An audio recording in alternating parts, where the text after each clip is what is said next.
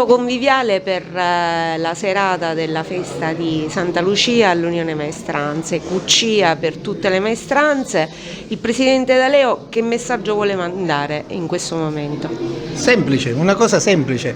Queste sono cose che fanno bene al cuore, che fanno bene a tutta la città. E naturalmente il ricordo di Santa Lucia non è altro che la memoria storica, perché noi fondamentalmente manteniamo la storia, manteniamo viva la storia, e mantenere viva la storia significa mantenere tutti i nostri consoli, i nostri partecipanti alla processione sempre vivi nella tradizione, e nello stesso tempo ricreiamo questo tipo di attività in questi bei locali donati dal Comune di Trapani, che è l'ex Cartolibreria Ponzo, che sono parte attiva e parte centrale del centro storico.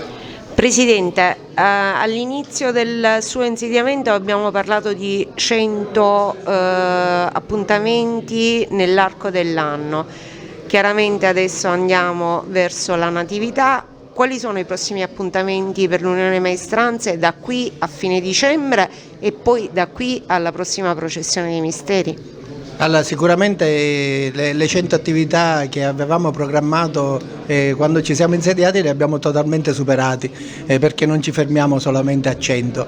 La programmazione che verrà fatta è quella domani, la presentazione sicuramente del presepe storico dentro la Chiesa delle Anime Sante del Purgatorio. Anche questo è un evento importante che raccoglie tutti i cittadini, perché tutti i cittadini passano tra misteri e presepe, perciò fra natività e morte del nostro Gesù Cristo. Nello stesso tempo, subito dopo, parteciperemo con l'ente Luglio Musicale alle casette di Natale. Anche lì saremo presenti con tutti i consoli, che doneremo a tutti i bambini di Trapani e oltre dei doni che saranno sicuramente cioccolatini e parte di grande festosità per questo momento. Ringraziamo l'operatività di Emanuele Barbara, che si è speso per avere questa grande gioia e questa grande festa nella città, e il fatto sta che praticamente la piazza Vittoria è stata inondata di persone. Nello stesso tempo voglio ringraziare il consigliere delegato, l'avvocato Pietrafitta, che ha dato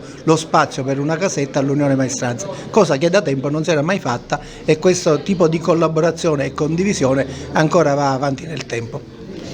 Presidente, la notizia del giorno di queste settimane è stato il vostro viaggio in Spagna per questa sottoscrizione di un primo protocollo di gemellaggio con Ceiza e poi con altre località della Spagna.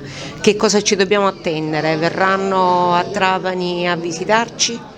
Allora, stiamo incominciando a programmare e a portare avanti un discorso abbastanza articolato. Verranno almeno 40 persone delle confraternite di Ceiza, e perciò noi ci stiamo preparando ad accoglierli, perché in un primo momento faranno visita nella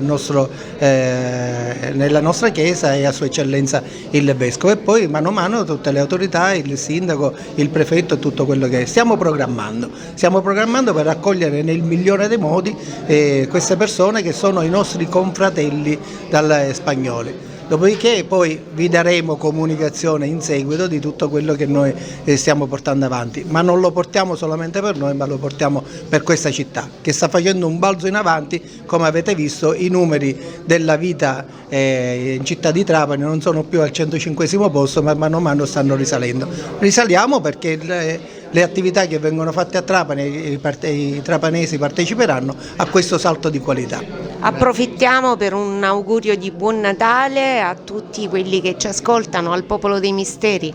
Allora, un abbraccio a tutti i nostri consoli, prima di tutto al mio consiglio, che praticamente sta facendo fatica a venirmi dietro per tutto quello che noi pensiamo e facciamo, e naturalmente i consoli che non erano abituati a Natale ad avere queste attività si sono trovati un po' spaesati, ma comunque verranno dietro, e ci verranno dietro perché sicuramente ci sarà un gruppo che andrà a Taranto e un gruppo che naturalmente andrà a Ceiza in Spagna, e speriamo di portare con noi Don Alberto Genovese, che è il nostro rettore della Chiesa e il vicario generale della diocesi. Grazie a tutti e buoni auguri.